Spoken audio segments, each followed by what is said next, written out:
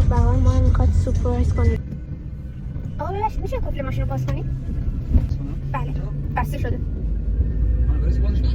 خب چرا بسته؟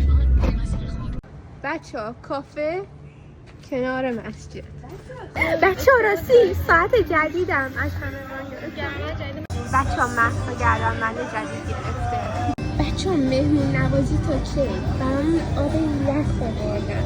بچه‌ها قریبی میخواد برام آب بریزه. انگار من پیش خدمت چه پیش خدمت درایزر متشکرم بچه آب. بچه ما یه ذره خجالت میکشیم که بگیم که لطفاً بیاین و سفارش ما رو بگیرید. به نظرم که باید بریم تو. خب برو تو. بیا با هم بریم تو این جن بوده بچه ها. ای چرا دور؟ این بچه ها چا زیر زمین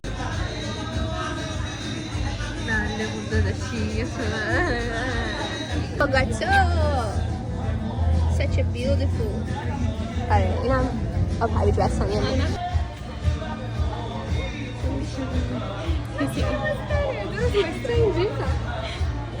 همیشه سردین رو با السا شیپ میکردم. همیشه السا لوسه. واقعا لوسه. ببین السا لوس نبود، آنا لوس بود. آنا لوسش کرد. بحث های یک دختر 20 ساله.